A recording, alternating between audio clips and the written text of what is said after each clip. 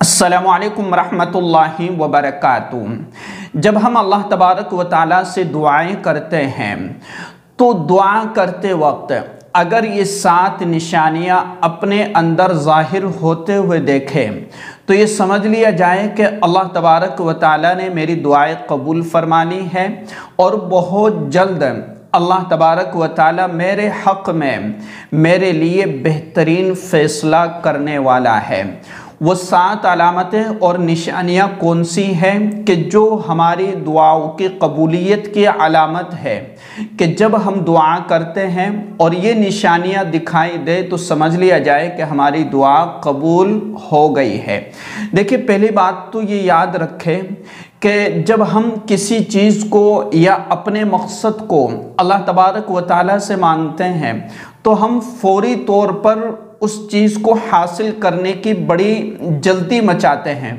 और हम ये चाहते हैं कि बस मुझे फौरी तौर पर ये चीज़ मिल जाए। ऐसा नहीं होता है। आप हज़रत यूसुफ़ अलैहिस्सलाम की तारीख़ उठा कर के देखें कि भाइयों ने उनको कुएं में डाल दिया था।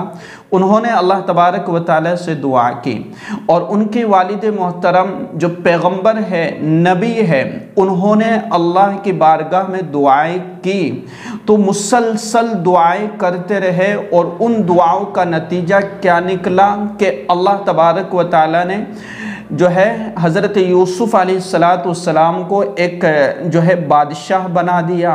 और एक जो है आपको नबूवत अता फरमाई। इसी तरीक़े से हज़रत यूनुस अलैहिस्सलाम ने मछली के पेट में अल्लाह तबारक व तआला से मुसलसल दुआएं मांगी। फिर एक वक्त आया कि आपको उस परेशानी और मुसीबत से नजात दे दी गई। इसी तरीक़े से आपने जो है हज़रत मूसा अलैहिस्सलाम का वाक़या सुना होगा। इसी तरीक़े से हज़रत इब्राहीम अलैहिस्सलाम का वाक़या आपने सुना होगा कि उनको आग में डाल दिया गया था तो उन्होंने अल्लाह तबारक व तआला से दुआएं की और अल्लाह पर यकीन रखा और इतना मजबूत यकीन कि यकीनन मेरा रब मेरे हक़ में मेरे लिए बेहतर ही करेगा, बुरा कर ही नहीं सकता और मेरा रब मेरे लिए कभी बुरा नहीं कर सकता, मेरे लिए बेहतर ही करेगा। अगर ये अल्फाज हमारी ज़बान पर है तो यकीनन ये अल्लाह से एक मोहब्बत की अलामत है और अल्लाह तबारक व तआला हमारे लिए फ़ैसला बेहतर ही करेगा। अब आइए वो कौन सी निशानियाँ और अलामतें हैं कि जो हम दुआएं करते वक्त अपने अंदर अगर महसूस करें तो यकीन जानिए कि हमारी दुआएं बहुत जल्द कबूल होने वाली है और जो हम मांग रहे हैं अल्लाह तबारक व तआला यकीनन वो चीज़ें हमें अता कर देगा। देखिए, सबसे पहले जब आदमी जब दुआएं करने के लिए बैठता है और अपना ध्यान और अपनी तवज्जो अल्लाह के सामने रखता है और अपने दिल को दिमाग को बिल्कुल साफ़ कर देता है कि बस मेरे दिलो दिमाग में कुछ नहीं है सिवाय अल्लाह और उसके रसूल की मोहब्बत के। मेरे दिल में बस अल्लाह और उसके रसूल की मोहब्बत बसी हुई है और उस वक़्त जब दुआएं कर रहा है तो दुआ करते हुए अगर बदन के रोंगटे खड़े हो जाए और बदन में एक हल्की सी कपकपी सी तारी हो जाए तो ये दुआओं की कबूलियत की अलामत है कि अल्लाह ने आपकी दुआ कबूल फरमा ली है। यानी जब दुआ करते हुए बदन के रोंगटे खड़े हो जाए या बदन में एक हल्की सी कपकपी सी तारी हो जाए और बदन जो है उसमें एक रोंगटे जैसे हमें ऐसा लगे कि हमारे रोंगटे खड़े हो रहे तो ये जो अलामत है ये दुआओं की कबूलियत की अलामत है कि अल्लाह ताला ने आपकी दुआएं कबूल फरमा ली। दूसरी जो है कि हम जब दुआएं कर रहे होते हैं और उस वक़्त दुआ करते करते जो है हमारे आँखों से आंसू निकल आए उस मौके पर कि हम दुआएं कर रहे हैं किसी चीज़ के लिए, किसी मकसद के लिए, अपनी हाजत और अपनी ज़रूरत और अपनी परेशानी के लिए और उस वक़्त आंसू निकल जाए और जो है बंदा जो है बिला तकल्लुफ़ अल्लाह से दुआएं कर रहा है और अल्लाह के सामने रो रहा है और उस वक़्त जो आंसू निकलता है तो अल्लाह तबारक व तआला उसके गुनाहों को माफ़ कर देता है, उसकी मग़फ़िरत कर देता है और उसकी दुआओं को कबूल फरमा लेता है कि मेरे बंदे मैंने तेरी दुआ कबूल कर ली है। और जो अल्लाह के सामने रोता है, आंसू बहाता है तो अल्लाह तबारक व तआला उसको खाली हाथ नहीं भेजता है, कुछ ना कुछ उसको देकर ही भेजता है। तो हम अल्लाह से रज़ा मांगे कि अल्लाह तेरी रज़ा हमें नसीब हो जाए। इसी तरीके से मुसलसल दुआएं करते रहना कि अगर हम किसी परेशानी में या किसी हाजत के लिए या किसी ज़रूरत के लिए दुआएं कर रहे हैं तो मुसलसल दुआएं करना। तो किसी चीज़ के लिए मुसलसल दुआएं करते रहना ये अलामत और निशानी है इस बात की कि अल्लाह तबारक व तआला इसकी इस दुआ को जो है बड़ी पसंद फरमाता है और यकीनन अल्लाह तबारक व तआला इसे ये चीज़ इनायत कर देगा। तो हमें दुआ मांगना नहीं छोड़ना है बल्कि मुसलसल दुआ करना है। मैंने आपको बताया कि हज़रत यूसुफ़ अलैहिस्सलाम, हज़रत याकूब अलैहिस्सलाम, हज़रत अय्यूब अलैहिस्सलाम, हज़रत मूसा अलैहिस्सलाम ये पैगंबर हैं और पैगंबरों की मिसाल मैंने आपके सामने रखी है कि एक इतना बड़ा पैगंबर के जो गुनाहों से बिल्कुल पाक और साफ़ और अल्लाह के लाडले और अल्लाह के महबूब, अल्लाह के पसंदीदा बंदे, जब उन पर परेशानियाँ आती थी और उन पर परेशानी आती है और वो